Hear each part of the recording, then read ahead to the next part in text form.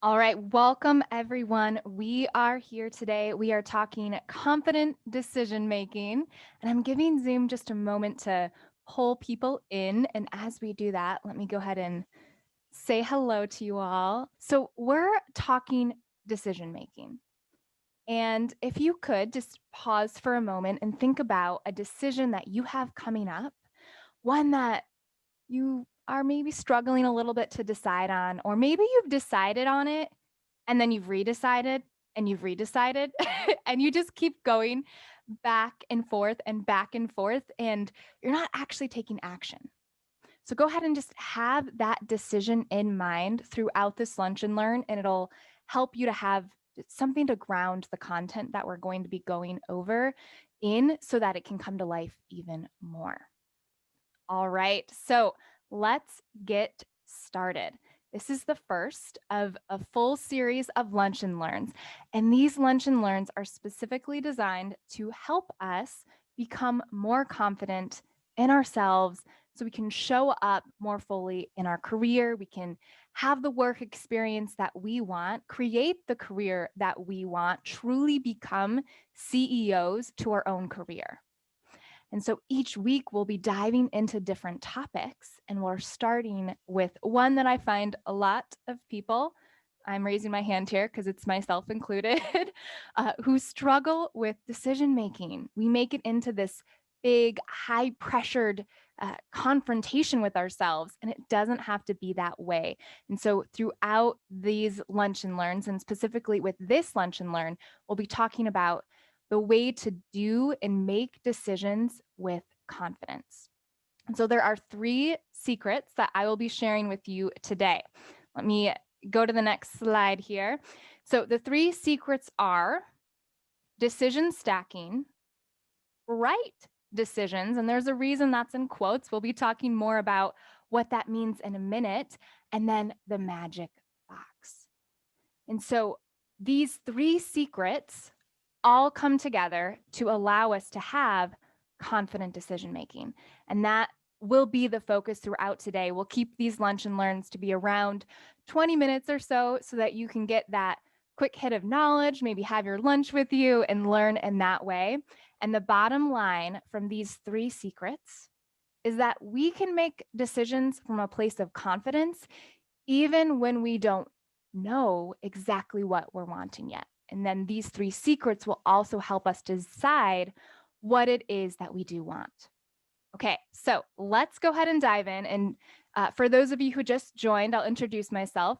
My name is Lisa Filia, and I am a confidence coach, and I help people become more confident in their career.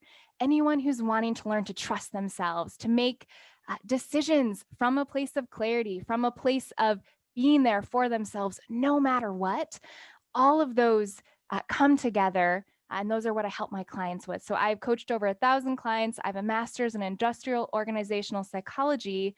I'm a certified life coach, and I'm taking the experiences that I've had in my own personal transformation around confidence and career, and I'm applying them here so that we can all benefit from them. So the first secret is decision stacking. So in the beginning, I asked you to come up with a decision that you haven't maybe yet made, or that you keep waffling on. So have that in mind right now. And I'm going to share a story with you that helps this concept come to life. So after I finished my bachelor's, I went on and got a master's, and I applied to several schools. One, I wasn't sure which I wanted, but then two, I wanted to have options. And so I went and I applied, I think it was to 8 or 10 different schools, and I got in to all of the ones I applied for. And what happened was I ended up with this stack of acceptance letters, which is, I have to say, an amazing problem to have. I feel very lucky and blessed to have had that as a problem. But what happened is each time I found out that I was into a school, I would say, okay, before I decide, I'm going to wait and see what all my options are. Who can relate to that? I'm going to wait and see what all my options are. Well, here's what happens when we do that. We get ourselves a little bit confused, because now I had all of these acceptance letters in front of me, And this overwhelming sense of, okay, now what? Which do I choose? And I was not able to come to terms and decide on any one of them because there were so many to choose from. And I had been waiting so long to know what the options were that I hadn't actually thought about what I wanted. So, what we want to do with decision stacking is instead of creating this big pile of options, we want to stack our decisions. So if you think about if you've ever had like a ball of yarn or a necklace with a chain on it, and it gets all muddled together like this big chain, and so you try to fix it quick, right? We grab a side of the chain and we pull it, and it just makes the knot tighter. Well, that's what this is. When we have all of these options all put together and we try to decide on them in one instant, it's like pulling that chain tighter and you get a worse knot. So what we need to do instead is we need to break it up into mini decisions. We need to figure out, what can I decide first? So if I had done this with the acceptance letters, it would have looked like me deciding between the first two. Which of these do I want? And then choosing, and then taking that forward. And when the next one come in, decide between those two. Choose, and then when the next one comes in, decide between those two. And just continually doing this process over and over would have made it go from this big knot that I was trying to untangle into a stacked decision process where I go from one to the other in order to decide what I wanted. This process is so helpful because instead of trying to face everything at once, you break it up into pieces. So for those of you, if you want to go ahead in the Q&A, you can share what some decisions are that you're trying to decide between, or anytime maybe you've noticed a similar thing come up for you, or you've been trying to decide between things.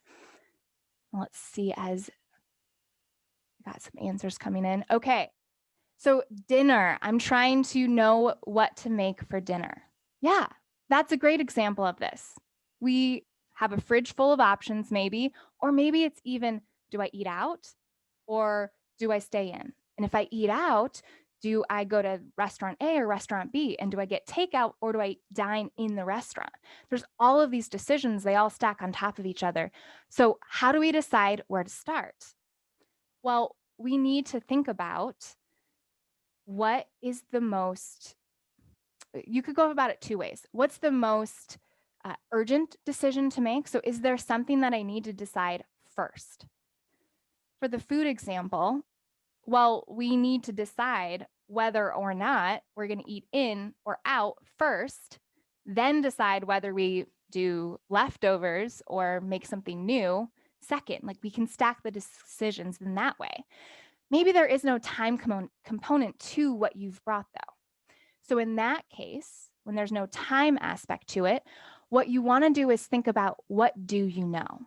So if you have this whole mess of decisions in front of you, ask yourself, what do I know now? What can I decide now, and use that to stack the decisions? That will allow you to get out of this mess of entanglement and into something that is stacked in a way where you're just making one little decision, and then one little decision, and then one little decision as you're going. So another example we have is travel for the holidays or not. Yeah, do I travel or don't I travel?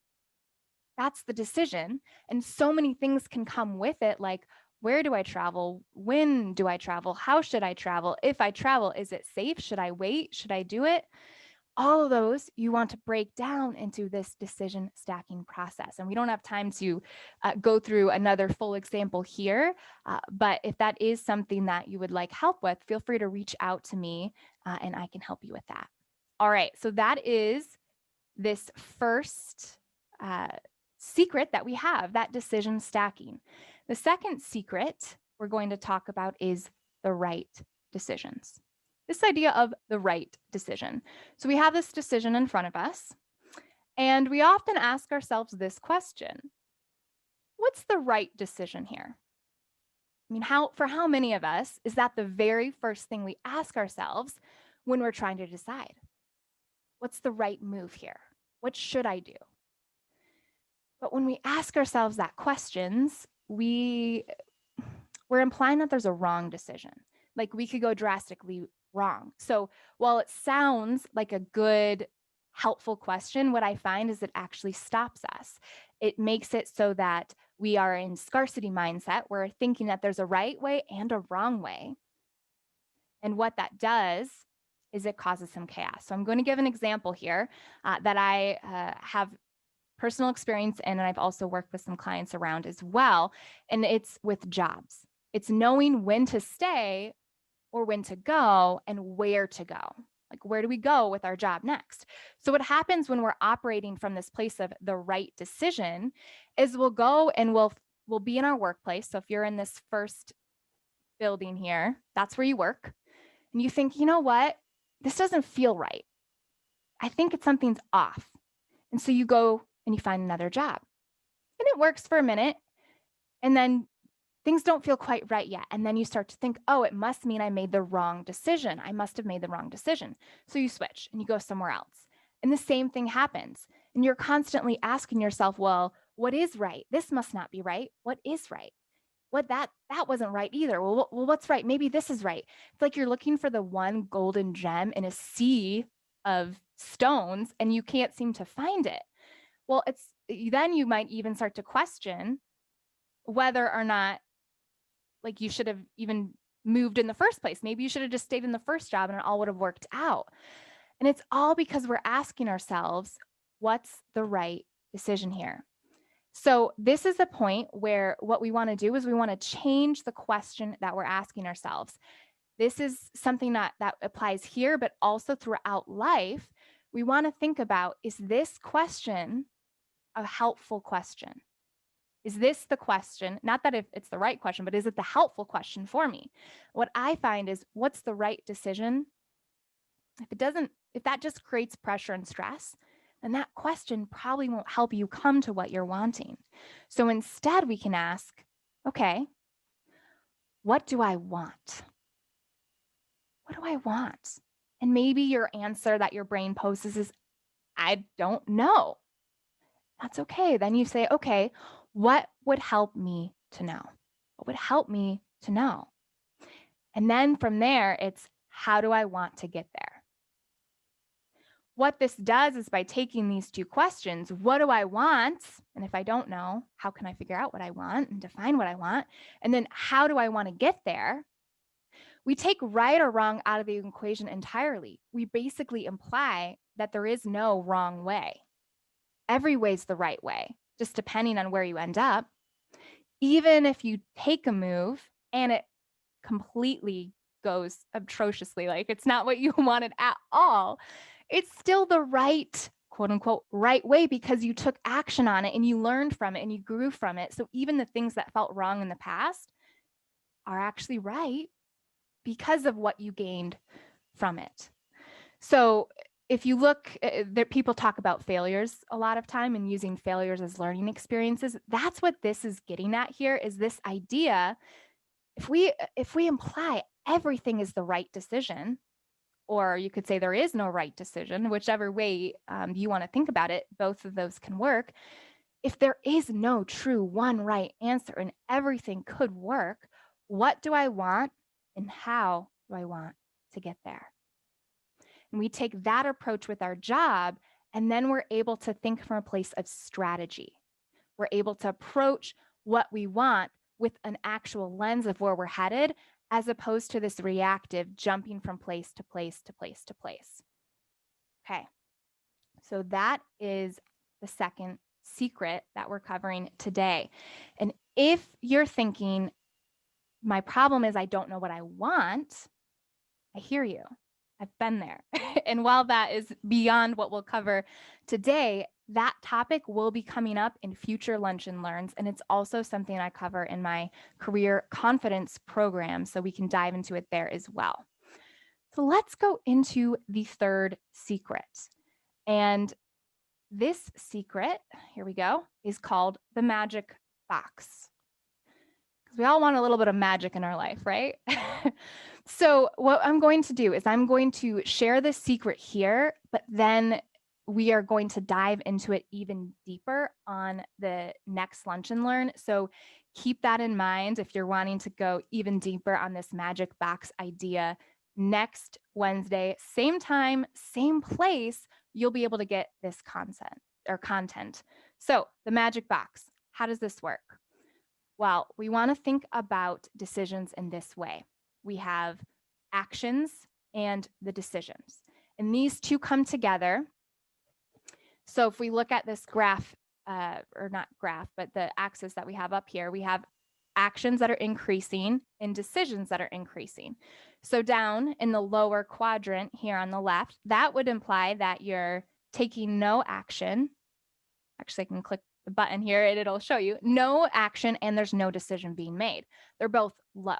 So an example of this is like the initial conversation that we had around the acceptance letters. I was waiting to see what all my options were. I was making no decisions and taking no action, so I was stuck. That's what that often looks like. Another example or another box is you have no decision, so you're low on your decision, you've made no decision, but you're taking a lot of action. So you're moving, you're doing things, and that can help, but sometimes that makes us very reactive. So that's like the job hopping example that I shared. You go from one place to the next, and there's nothing wrong with that if you're doing it from a place of intentionality. But if it's feeling like it's chaos to the point where you're not really learning anything from it, you're just thinking, oh, what's right, what's wrong, and you're moving in that way, you end up taking a lot of action, spending a lot of time and energy, but not really coming to any clarity because you haven't actually decided anything yet. So that is another place that happens, and that's not where we make confident decisions. So there's another box. This is the box where we do decide, but it's not something we take action on. We second guess. And we will dive into that next week because it's a little different. It's about having already decided, then what? So we'll dive into that next week. But the magic box is decisions with action. And so what this means is after you've stacked your decisions, you figured out where you want to start, either by what's most urgent or by what you do know, even if it's just a little thing that you know, after you do that, and then after you go ahead and ask, what do I want, knowing there's no wrong decision, then you decide. And then you take action. You don't just sit thinking, I've decided. Yes, I've decided. You know that thing I've been wondering about? I've decided, and not do anything. Because then you're just left with no action and you don't get anywhere. And your confidence can start to derail because you start to use the lack of action. Your brain will go, we're not doing anything. Does this mean we decided wrong? You know what? Maybe it does. And we start to question. And we end up pulling ourselves into this decision, no action box. So what we want to do is we want to decide and then take action from that place of the decision, from the knowing that we've decided there's no wrong answer. We've chosen and we move on and we take one next step. It doesn't have to be a grand step, but one next step to help us move forward. So those are the 3 secrets to confident decision making. Decision stacking, knowing how to think about the right decision, and then the magic box.